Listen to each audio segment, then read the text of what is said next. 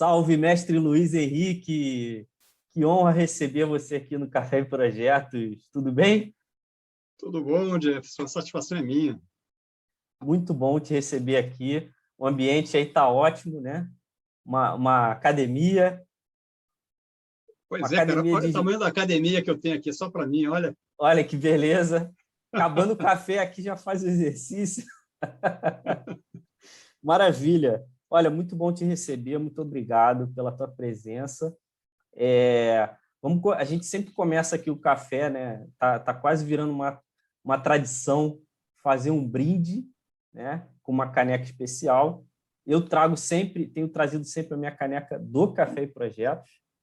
E você trouxe alguma caneca especial para brindar? Olha só, a caneca do PMI. A minha caneca PMI está Rio. aqui.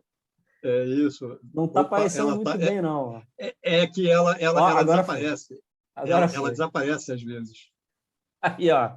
Vamos fazer um brinde. Sim, sim, vamos fazer um brinde. Um brinde ao PMI Rio. Olha, e Mas além do eu PMI Rio, a gosto gente também, tem... a água combina com café, né? Com Então, certeza, com certeza. Vamos fazer um é brinde isso à aí. saúde também, né?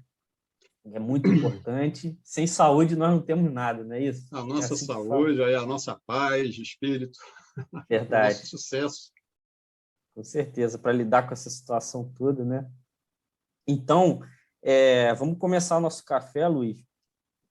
Eu vou fazer uma apresentação tua, tá? Para quem não te conhece. O Luiz, ele é presidente e membro fundador do PMI Rio de Janeiro, né? Capítulo do Rio de Janeiro. Luiz é mestre em engenharia de produção pela COP, UFRJ, engenheiro eletrônico também pela UFRJ. É certificado PMP pelo PMI desde 1998, portanto, são, pelas contas, aí, uns 23 anos, talvez. É isso 23 aí. anos, além de ter vasta experiência em gestão de projetos, dentre quais 17 anos na área de TI. Muito legal, experiência realmente muito interessante do Luiz. Essa questão de ser certificado desde 98 é bacana, porque o PMBOK, a primeira versão, foi pouco antes disso, né? Foi talvez 95, A primeira versão foi de 96, né? Mas 96. eu, como trabalhei muito tempo em preparatório de certificação PMP, acompanhei a evolução aí de várias versões, né? Uhum, E essa sétima, que é a última, ela já está bem interessante, porque ela está legal. bem abrangente. Depois a gente pode até comentar um pouco. Bacana, vai ser muito bom. Acho que tem muita gente interessada em saber essa nova versão, né? Que tem Sim, algumas sim. mudanças interessantíssimas aí que a gente pode... Sim, sim, sim. Vai ser legal você falar disso. Podemos Então, até marcar um café para isso. sim, vamos deixar o pessoal. Se vocês quiserem um café só para isso, pessoal, comenta aí. Vai ser um prazer receber o Luiz novamente aqui para falar dessa versão nova do PMBOK. Certo, Luiz? Estou entendendo que você já aceitou fazer esse Sim, café. sim, não tem problema. Legal, Vai ser uma bacana. satisfação. Então, o tema de hoje é um tema aí muito interessante, eu pelo menos acho muito interessante, que é o perfil e a carreira do profissional de gestão de projetos, né? Que a gente está vivendo num mundo aí extremamente complexo, né? Com várias possibilidades, inclusive dizem que daqui para alguns anos algumas profissões vão ser extintas completamente e vão surgir outras completamente novas. Então a gente está num mundo aí realmente de grandes mudanças e mudanças cada vez mais rápidas. Então, a gente poderia dizer, Luiz, não sei se você concorda, que a adaptabilidade ela tem sido fundamental nesses tempos aí modernos, né? É um momento aí que os profissionais, tanto na área de projetos como em outras áreas, precisam se adaptar a novas demandas e novas capacitações, especializações ou adquirir novas experiências para continuar atuando nesse mercado de grandes mudanças, né?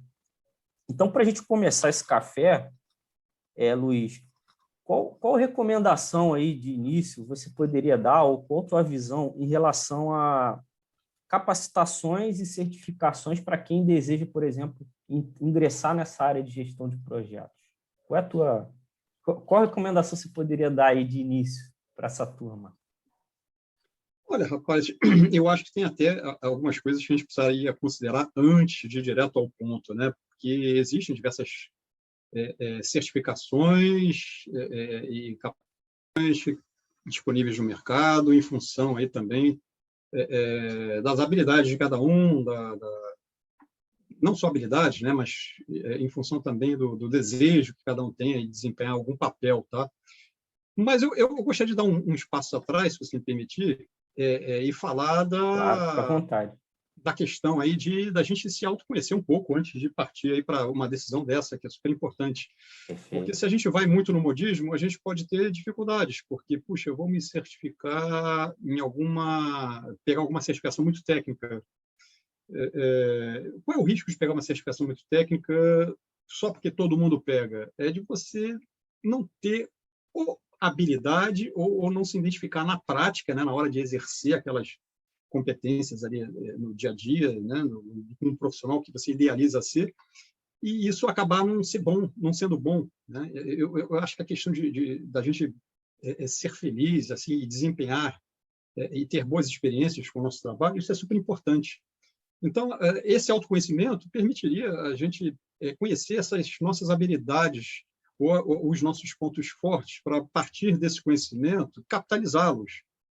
Porque um erro que a gente acaba cometendo, e isso olhando até, vamos dizer assim, para algumas coisas que eu já passei no passado, que eu acho que vale a pena também comentar, é que muitas vezes você idealiza lá um caminho, né, sem medir ou sem entender direito quais são os percalços e as dificuldades envolvidas por não ter experiência. Então, eu quero me desenvolver tecnicamente. Puxa, qual é a minha vocação para isso? Se eu sou muito novo, eu topo qualquer coisa. Eu vejo que está na moda, aquilo me atrai por algum outro motivo, que de repente não a minha habilidade, nem esse autoconhecimento, e eu vou naquela direção e posso dar um murro em ponta de faca, porque não tenho aquele ponto forte desenvolvido, não tenho aquela habilidade natural desenvolvida, e para desenvolver eu posso estar forçando uma barra terrível. E isso não é legal, né? Você desenvolver, ou se sacrificar para desenvolver uma competência que você não consegue naturalmente se aprimorar nela, né? Não é legal. Você não vai ser feliz. Né? Eu acho que a gente tem que ser feliz o tempo todo, né? E um caminho aí para a felicidade que eu vejo é você tentar começar capitalizando seus pontos fortes. Estou falando de uma novidade. Tem até livro sobre isso. Tá? Sobre os pontos fortes e fracos e como capitalizar eles. Tá? Foram feitas algumas pesquisas e a recomendação é exatamente essa. A gente deve capitalizar os nossos pontos fortes. Muitas pessoas começam, muitas vezes, desenvolvendo seus pontos fracos. Mas, ao desenvolver um ponto fraco, que eu estou dizendo que a gente não tem que fazer isso, você está deixando de lado o seu ponto forte, que você já poderia estar capturando benefícios. Então, olhe sempre para os seus pontos fortes na frente, porque você desenvolvendo, tendo algum sucesso com aquilo, né, você cria condições para desenvolver mais à frente seus pontos fracos numa situação melhor.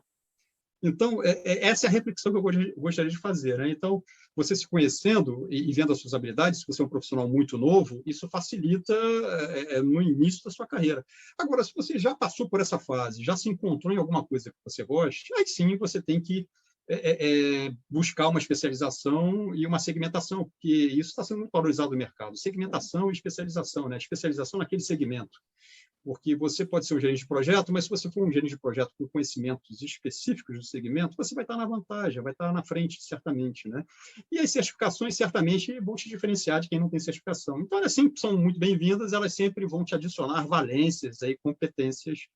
Na realidade, elas não adicionam competência, elas adicionam um conhecimento estruturado lá que você absorve. A competência é desenvolvida ao longo do tempo. Né? Olha, eu fiz um curso, agora eu sou competente. Nada disso.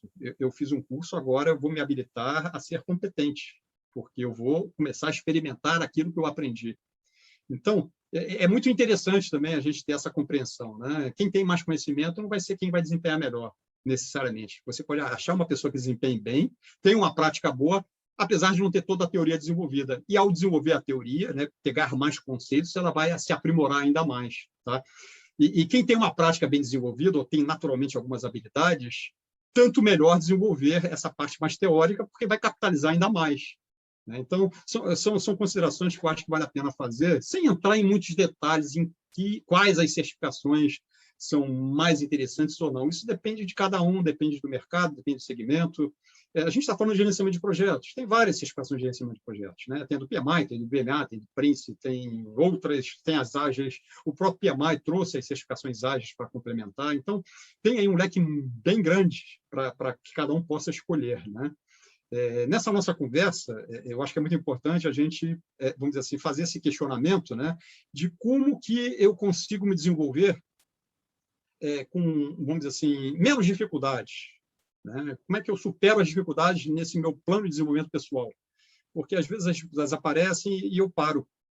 Eu vou precisar de orientação, eu vou precisar de sair daquela situação ali, daquela estagnação, para poder evoluir. Como é que eu faço isso? Se você tem pouca experiência, você precisa de orientação, né? Eu acho que a gente pode desenvolver, inclusive, um papo nesse viés aí. Você deve ter outras questões, Não, mas legal, perfeito. você pode comentar também aí, se você tem algum ponto aí que você queira explorar um Não, pouco eu mais. achei que Senão a gente continua conversando. eu achei que você voltar e falar de autoconhecimento é extremamente importante, muito por conta do que você já falou também do modismo, né? Você vê algumas iniciativas ou alguns frameworks ou metodologias, perdão, que acabam se consolidando e aí vai um monte de gente fazer, mas de repente ela não tem uma estratégia muito bem definida profissional, ou ela não tem um autoconhecimento ou experiência que permita fazer uma estratégia para ela, porque eu entendo que uma estratégia não é igual para todo mundo, né? Ela é extremamente única e pessoal. E aí é muito importante essa questão que você colocou do autoconhecimento. Achei excelente você ter voltado esse espaço para falar disso, né? Não, sem dúvida. Aí eu queria fazer um parênteses, então, porque aí a gente faz essa volta completa, né? E contando a minha experiência, que eu acho que isso é legal, né, para reflexão. Eu sempre tive um viés técnico, né, um DNA técnico muito forte, desde sempre, né? Aí desde quando? Eu acho que desde os 8 anos, porque essa foi a idade que eu observei muito um amigo da família, que era um engenheiro, que já tinha uma certa idade, que ele tinha uma oficina e ele fabricava coisas nessa oficina. E eu era uma criança ali e ficava olhando ele fabricar aquelas coisas, até que um dia ele me deu um naviozinho com motor elétrico. Pô, eu fiquei deslumbrado com aquilo. Puxa, ele montou aquilo sozinho, ele era um engenheiro mecânico. Eu pensei, puxa, eu quero ser engenheiro mecânico quando crescer, eu quero fazer essas coisas também. E eu, vamos dizer assim, tinha aquela vontade por conta daquele exemplo, mas eu, naquela época, não tinha certeza nenhuma de que eu teria habilidade técnica, se aquilo ia fazer sentido ou não para mim. Mas eu caminhei, eu segui aquele caminho de qualquer forma. Eu fiz lá, terminei o ginásio e, na minha cabeça, eu vou fazer um curso técnico. E fiz um curso técnico. Eu fiz o Cefet e acabei fazendo o curso técnico de mecânica. E, na época que eu fiz o curso técnico de mecânica, eu pensei assim, puxa, mas eletrônica eu acho que seria mais legal. Eu ficava naquele conflito. A gente, quando é novo, tem conflitos mesmo, né? Certeza, muita dúvida, no né? final do primeiro ano, eu já queria me transferir para a eletrônica. Aí, fui pedir uma audiência lá com o diretor do Cefet. Olha, só ele poderia autorizar, porque estava todo mundo embarreirando, né? E eu queria fazer essa transferência. E no primeiro ano ainda, né? E a gente não tem certeza de nada, né, nessa faixa etária, mas, Verdade, muita embora, dúvida. vamos dizer assim, não tenha certeza, a gente tem as nossas certezas, né, que elas são muito tênues, aí podem mudar a qualquer momento. E aí ele me colocou o seguinte desafio: olha, eu topo fazer a sua transferência se você fizer um teste vocacional e se nesse teste vocacional apontar para a eletrônica lá, que realmente essa disciplina, essa área aqui seria a mais adequada. Eu achei aquilo um pouco estranho, puxa, eu teria que realmente apontar desse jeito. Aí me orientou a fazer isso na PUC, eu fui lá, me Legal, cara. inscrevi, tinha lá um serviço desse, fiz a minha inscrição. Só que eu me frustrei terrivelmente, porque eu cheguei lá com antecedência, avisei a secretária que eu estava esperando. Uma hora depois, elas não me atenderam. Eu perguntei, estou esperando tempo demais, cadê elas? Foram embora. Era um dia do jogo do Brasil e elas saíram para ver o jogo e me esqueceram lá, cara. Eu fiquei tão revoltado com aquele negócio e acabei não fazendo o teste vocacional. Voltei, isso não funciona, me desconsideraram, blá, blá, blá. E aí, o que acabou acontecendo? Terminei o curso técnico de mecânica até o final e adorei ter feito o curso técnico de mecânica, aprendi coisas novas, gostei, né? Então, aquele viés prático, né? Pragmático, eu gostei muito, aplicava isso para a vida. E depois fui fazer engenharia. trabalhei um tempo como técnico, né? Exercitei, então a minha vida profissional começou cedo, lá com uns 18 para 19 anos. Fiz um estágio, trabalhei em fábrica, né? Trabalhei na minha vida em 3 fábricas, para você ter uma ideia, né? A primeira foi de fabricação de vidros, então aprendi muita coisa ali. Como técnico, eu liderava pessoas mais velhas do que eu, e com 18 anos, como é que você consegue liderar com 18 anos pessoas com 20, 30 e às vezes 40 anos, né? Então, isso para mim foi um desafio muito grande. E a minha liderança se deu muito pela competência mesmo, porque eu tinha muito conhecimento, né? Nessa época eu estudava demais tudo que eu me envolvia, e isso fazia diferença e era útil para todo mundo, né? Para eles, lá na hora de alguma orientação, porque eu estudava sempre na frente, sempre estava aprendendo, sempre estava ali muito proativo e gostava daquilo. E aí me vi com muita habilidade técnica, porque eu gostava das coisas que eu fazia, né? Então eu colocava emoção, eu colocava uma energia positiva e então apesar das dificuldades, eu me sentia feliz ali. Então, como é que uma pessoa pode se sentir feliz numa fábrica de vidros onde parecia um inferno, né, do ponto de vista de um terceiro? Porque o chão era coberto de vidro quebrado, porque era fábrica de vidro. Então, alguma coisa quebrava ali e ia para o chão. Então, você tinha que ter uma bota. Tinha fornos que a temperatura ambiente perto do forno era de 60 graus. Então, você chegava perto do forno... Não era confortável o ambiente, né? Nem um aí eu pouco. era estagiário, aí mandavam olhar dentro do forno. E dentro do forno estava 2.000 graus, sei lá, uma temperatura absurda. Como é que eu consigo olhar dentro do forno? Eu tinha que pegar um escudo de amianto, né, com uma lente preta, né, com essa espessura aqui, aí encostar, quando abria a escotilha, saiu uma lingueta de 2 metros de fogo. Aí pegava o escudo e ia encarando aquela língua de fogo até chegar perto da escotilha e olhar para dentro do forno. E em volta gases de combustão. Então era um negócio terrível. Mas eu era feliz ali, porque eu aprendia, ajudava, resolvia os problemas. Todo dia eu tinha que tomar banho para voltar para casa, porque eu saía todo preto ali, de fuligem, de óleo, de tudo. E eu era feliz, para você ver. Então eu me encontrei ali. Depois fui fazer engenharia eletrônica. Na engenharia eletrônica era tudo muito mais limpo, nunca mais sujei as mãos. No máximo levava choque, e choque de baixa tensão. Choque fraquinho, né?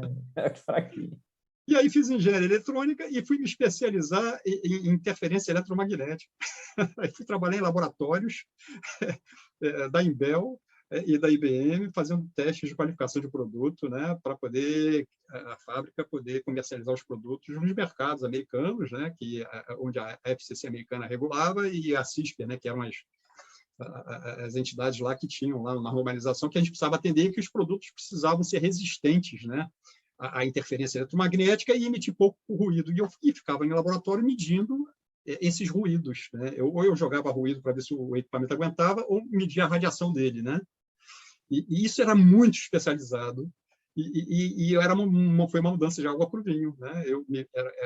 De mecânica, saí para uma área dessa, né? Então eu trabalhava lá numa câmara semi-anecoica, que eu certifiquei essa câmara depois de 2 anos. Foi a primeira câmara certificada no Hemisfério Sul. Eu levei 2 anos para certificar, porque olha só, bacana. Tinha uma dificuldade técnica gigante, né? Então nunca ninguém tinha feito aquilo, e aquilo ficou muito em cima de mim. E eu fiquei 2 anos em cima de um problema para resolver. Foi um problema que eu demorei mais tempo para resolver. Sendo assessorado pelo CPQD da Telebrás, sendo assessorado por muita gente, mas o problema era meu e eu que precisava resolver. E sabe como é que eu resolvi? Um dia eu acordei e deu um estalo. Olha, o problema maior é porque tinha um problema lá que tinha uma incerteza na precisão, né, dos dados, né? Essa incerteza era muito grande, era acima do razoável. Estava dando um desvio muito grande nas medições. Aí eu descobri que o ponto fraco eram as antenas, que precisavam ser reaferidas. E aí fui reaferir elas e precisei mudar um procedimento de norma. E eu fiz aquele negócio todo, fiz as medições de novo e deu certo. Só que na hora de mandar o relatório, eu mudei um procedimento de norma ANSI. E aí eu tive que colocar no relatório que eu mudei o procedimento da norma ANSI para aumentar o número de dados coletados. Será que os americanos vão aceitar isso? Aí, um mês depois, porque tudo demorava naquela época, veio o relatório aprovando a minha mudança, cara. E os americanos aprovaram aquilo. E foi a primeira Câmara certificada do Hemisfério Sul. Então, eu tinha esse viés técnico, eu tinha uma capacidade de introspecção muito grande. Então, eu era feliz fazendo essas coisas, né? Então, não que eu não seja feliz agora, mas era uma outra época da minha vida. E depois mudei para o Rio de Janeiro e fiz uma transição assim abrupta, saí de um ambiente extremamente técnico. Foi uma decisão acertada na época por alguns motivos, né? O mercado depois deixou de ter reserva de mercado, deixou de fazer sentido fabricar os equipamentos e deixou de fazer sentido fazer esses testes, que eram muito caros. Tudo era feito fora. E eu fui o segundo a entrar na área e o primeiro a sair. E saí e fui cair de paraquedas numa área de integração de sistemas lá da IBM, de prestação de serviços, né, de integração de sistemas, onde se vendia para o cliente soluções que envolviam hardware, treinamento, por exemplo, numa montagem de sistema que fosse feita lá, software, e o que mais fosse integrado naquela solução que o cliente precisasse receber. E isso era tudo implementado por projetos. E foi quando eu tive, vamos dizer assim, contato com essa área. E foi um choque terrível, porque eu era extremamente técnico e caí nesse ambiente onde as coisas não funcionavam feito um relógio feito na fábrica. Na fábrica, os processos eram muito bem definidos, você fazia uma revisão, uma reunião em pé que durava meia hora. Em serviços, você fazia uma reunião que levava 1 hora, sentava, gastava 60% do tempo falando de outras coisas, a parte final tocava no assunto, não se preparava para a reunião e muitas vezes não chegava à decisão ao final da reunião. Cara, foi uma transição muito complicada. Foi. Essa adaptação me fez crescer e desenvolver outras habilidades que eu nem sabia que poderia desenvolver. Então, para mim, foi muito bom. Então, vamos dizer assim, olhando para os profissionais de forma geral, a gente tem que tomar muito cuidado com essas transições, porque se você é um bom técnico e migra para uma área gerencial, você pode ter muito problema, porque você pode não ter habilidade ou você consegue desenvolver com limitação essas habilidades e isso não ser suficiente para você desempenhar a sua função naquele momento. Né? E essa autoavaliação é super importante. E muitas vezes a gente não consegue fazer autoavaliação sozinho. Né? Essa autoavaliação nossa não é completa. A gente precisa de alguém de fora para nos orientar, para nos ajudar nesse processo. Então, faz toda a diferença para quem esteja começando no mercado de trabalho e que tenham essas dúvidas, de buscar esse autoconhecimento, de buscar entender quais são as suas valências, suas competências e suas habilidades, porque elas vão te ajudar muito no seu encarreiramento e nas decisões de carreira que você for tomar. A gente tem que ir pelo caminho de menor resistência. Se você for tentar subir uma pedra, você vai gastar muita energia. Por que você não contorna?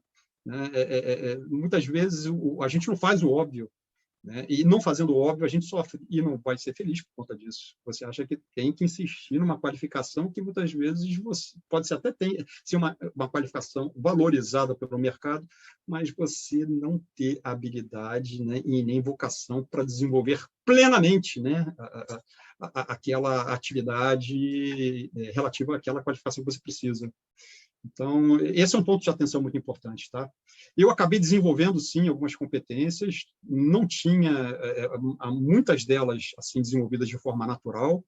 Algumas pessoas já têm, de forma natural, muito desenvolvido a questão de liderança, a questão de negociação, né? Tem uma capacidade natural mais envolvida de influenciar as pessoas. Tudo que eu estou citando aqui são competências muito interessantes para o profissional de gestão, né? Bacana. Não só de projetos, mas de gestão de forma geral. Né? E isso é fator crítico de sucesso para o profissional de gerência de projetos. Se você é membro de equipe, você sim vai ter um momento de liderança, porque em algum momento você vai ter que se posicionar, você vai ter que negociar e defender o seu ponto, porque não é porque você é gerente de projeto, não é gerente de projeto que você não tenha que em algum momento exercer habilidades gerenciais ou de liderança situacional, porque isso pode acontecer a qualquer momento, né? O simples fato de a gente se relacionar com as pessoas, a gente precisa desenvolver esses soft skills. Então, isso aí é bom para a vida. Mas se você está com o chapéu de gerente, isso é fator crítico de sucesso, e isso vem na frente das competências técnicas. Porque competência técnica você incorpora, vamos dizer assim, incorpora mais facilmente, né? Soft skills, essa incorporação aí depende de cada um, né? Uns vão ter mais facilidade, outros menos. E isso que a gente precisa entender. Se eu vou ter mais ou menos facilidade para saber qual é o meu ponto, né? Quais são as minhas limitações e quais são as minhas perspectivas de desenvolvimento para onde eu acho ou eu entendo que queira chegar. Tá? Então, é muito importante essa questão aí de autoavaliação, né, e de autoconhecimento para a gente correr um caminho aí que tenha mais probabilidade de êxito para a nossa vida profissional. E a gente não vai percorrer esse caminho sozinho. a gente vai depender de pessoas para nos ajudar. Hoje em dia, a gente faz tudo muito em colaboração, né? A gente precisa, a gente se ajuda muito uns aos outros e cada vez mais a gente tem que trabalhar nesse modelo, né? E quem tem um viés assim muito individualista vai ter certamente problemas cada vez maiores nessa nossa realidade aí, que principalmente considerando aí a gestão, né, de projetos, né, que projetos onde a gente lida com times o tempo todo e as pessoas têm que trabalhar em colaboração, senão não funciona direito, né? Então, no chapéu de gestor, realmente esses soft skills são fatores críticos de sucesso, Jefferson. Bacana. Muito bom você contar essa história tua, né, de você estar numa função extremamente técnica da engenharia e depois ter que estar ali à frente de uma gestão, né? Essa mudança é sempre delicada, né, pelas razões que você colocou. E entendo que também é delicada para quem deseja efetivamente desempenhar uma função de gestor de projeto, né? Não precisa ser exatamente o gerente de projeto, mas uma pessoa que vai ser um grande colaborador em projetos, vamos dizer assim, né? Pode ser um coordenador, um analista, enfim, um PO, um Scrum Master, enfim. No meu caso, eu posso citar os exemplos. Eu já fiz parte de time de projeto, eu já fui revisor de projetos, quem faz a supervisão de portfólio, então fazia a revisão com os gerentes de projeto para saber se eles estavam fazendo bem o papel deles. Então, gestor de portfólio, porque principalmente no voluntariado, porque eu tenho vários papéis de liderança no voluntariado e com muitos projetos e portfólios diversificados, e aí a relação é diferente. Você, como gestor ou líder, num ambiente de empresa, e você, como gestor ou líder, num ambiente voluntário, é diferente. Então, a negociação é diferente, as contrapartidas são diferentes. A gente desenvolve muito essas habilidades de liderança e de negociação no voluntariado. Então, eu vejo o voluntariado, inclusive, um caminho muito interessante para a gente aperfeiçoar as nossas habilidades gerenciais, de liderança, de convencimento, de negociação, porque você conseguindo começar e terminar projetos com voluntários que não têm uma ligação formal, que é tudo na questão aí de motivação, de negociação, de contrapartida, você, quando vai para um ambiente de empresas, onde o ambiente é mais bem comportado, né, onde é mais protegido, teoricamente, e os vínculos, né, e as regras facilitam, né, a gestão, você vai ter muito mais facilidade. Tá? Então, o voluntariado, eu vejo assim, até como um bom caminho para o profissional que não tem muita experiência, exercitar e se desenvolver, né, essas competências e esses soft skills. Eu coloco isso como uma alternativa bem legal. Não, excelente. Inclusive, você podia falar um pouquinho de como alguém que quer adquirir essa experiência através desse canal, como é que pode fazer, né? Existe um programa de voluntários no PMI Rio, por exemplo. Como é que é isso? Eu, nesse momento, aí, eu estou como presidente do PMI Rio, né, nessa gestão de 2020-2021, e lá nós temos no PMI Rio muitas oportunidades aí de voluntariado, elas periodicamente são colocadas no VRMS. Se você entrar no Google VRMS PMI Rio, vai chegar um caminho para isso, ou você entrando pelo site do PMI Rio também, colocando na busca, ou entrando nas mídias sociais, no LinkedIn, ou no Facebook, ou no Instagram, também pode ter acesso aí periodicamente, porque são divulgadas as exposições também por esses meios, e também através de um acesso direto, um contato direto com alguém que já seja voluntário, caso você o tenha. Então, tem várias formas, tá? Muita gente me procura diretamente para se oferecendo ou buscando um caminho para isso, e muitas vezes eu direciono uma área em função do interesse da pessoa. Muitas vezes a vaga não está aberta, mas em função da disponibilidade daquela pessoa, ela pode ser incorporada, porque ela vai ajudar a fortalecer alguma iniciativa. Então, a gente tem essa flexibilidade, tá?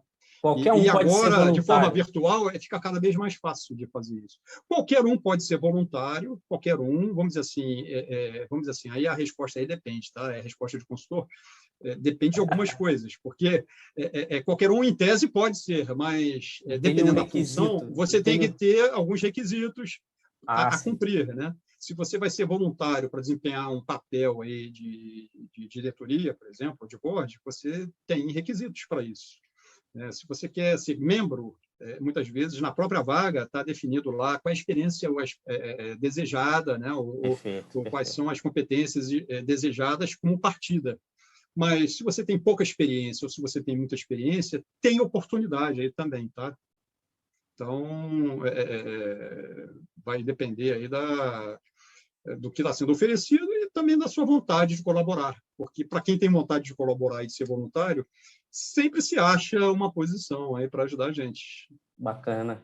Então, pessoal, fica a dica aí, ó, além do autoconhecimento, que é fundamental, se você não tem nenhuma experiência em projetos, tem aí um grande laboratório aí com grandes especialistas aí, inclusive o Luiz, tem muitos outros fantásticos, o PMI é fantástico realmente, as pessoas, com certeza você entrando para essa comunidade, você vai se desenvolver muito aí como profissional. Sem dúvida, é uma possibilidade boa de network, né? Nós temos cerca aí de pouco mais de 80 voluntários, esse número já chegou a 90, e com muitas frentes, né? Nas nossas 8 vice-presidências, né? Então, tem as áreas produtivas lá ligadas à filiação, a eventos, eventos de desenvolvimento profissional, núcleos que são responsáveis pela interiorização e representação do PMI no interior do Estado.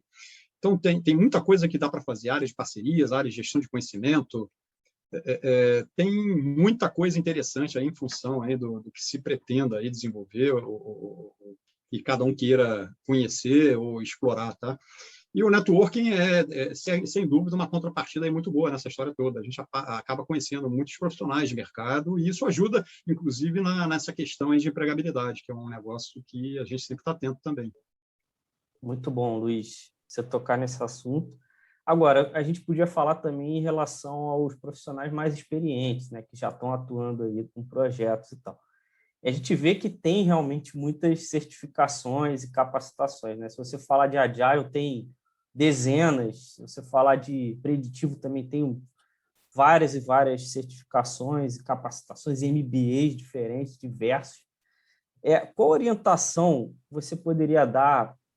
Acredito que na mesma linha do autoconhecimento, né? Só que de uma forma diferente.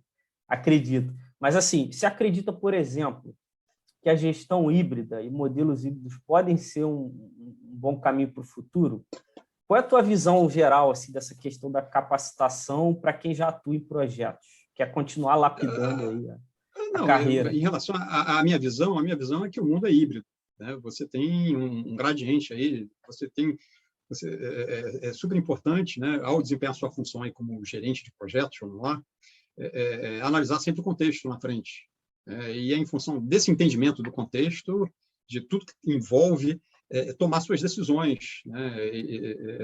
E essa é uma das abordagens, inclusive, preconizada pelo DIE, que o PMI incorporou recentemente, porque, no final das contas, os projetos podem ser de qualquer natureza. E aí, qual é a melhor abordagem que eu vou usar? Quais são as ferramentas, os modelos? Tudo isso pode ser adaptado, montado. Um negócio que está muito em voga é o que a gente chama de tailoring. Eu vou entender o conceito e vou, na minha caixa de ferramentas, sacar o que eu preciso para poder tocar aquele projeto.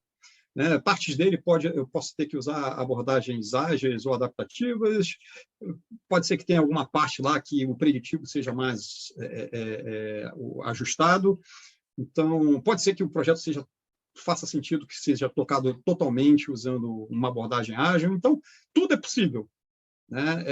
Você me perguntou assim em relação aos profissionais mais experientes, né? A preocupação em relação aos profissionais mais experientes é o seguinte: se a experiência dele é muito demandada, ok, vamos dizer assim, um negócio muito interessante é ele se preocupar com give back, né? Se for olhar ainda mais nessa questão do voluntariado, né? Um profissional experiente, ele tem muito a oferecer, né? E a partir do momento que ele se voluntaria para uma atividade onde ele possa ajudar os profissionais menos experientes, seja na condução de projetos, seja numa mentoria, isso é muito bom, né? E se ele é certificado, o próprio fato dele exercer, né, essas atividades no voluntariado geram PDUs, né, nas certificações do PMI que ele precisa para poder renovar a certificação.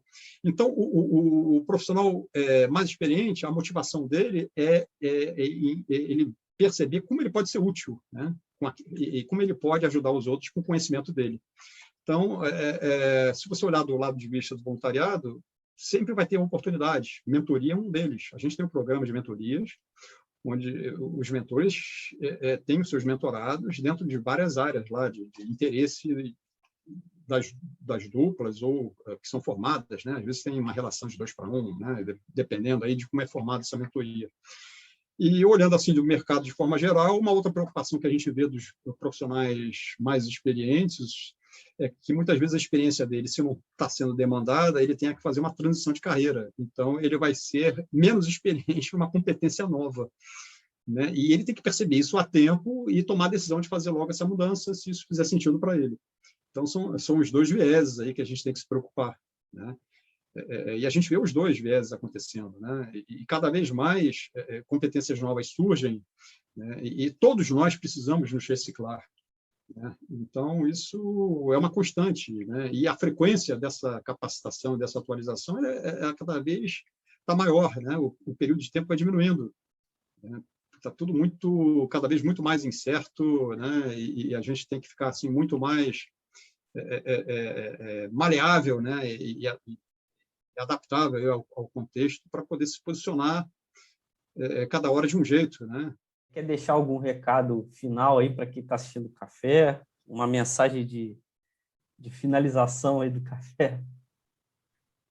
Eu acho que a mensagem final é que, puxa, o nosso caminho nós que escolhemos, né? E que é importante caminhá-lo de forma que você fique feliz o tempo todo, né? E tente ser feliz o tempo todo. Nem sempre isso pode ser possível em algum momento, mas se você não for feliz, as coisas vão ser mais difíceis.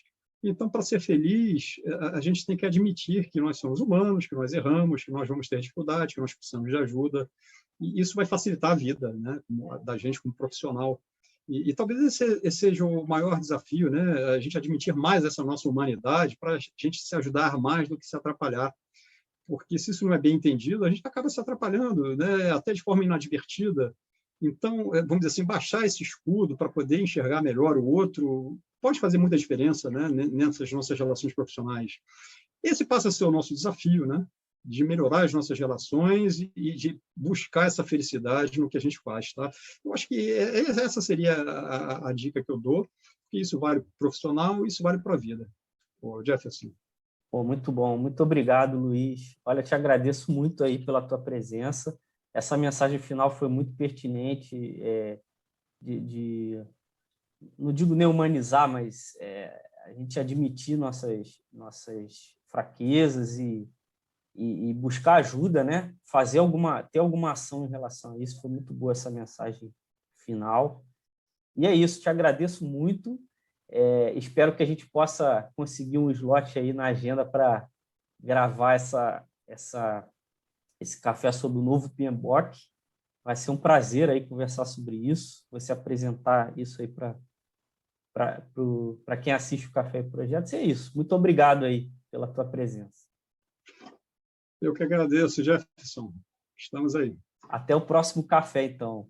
Obrigado, hein? Valeu, pessoal. É isso. Grande abraço. Tchau. Um abraço. Tudo de bom. Valeu.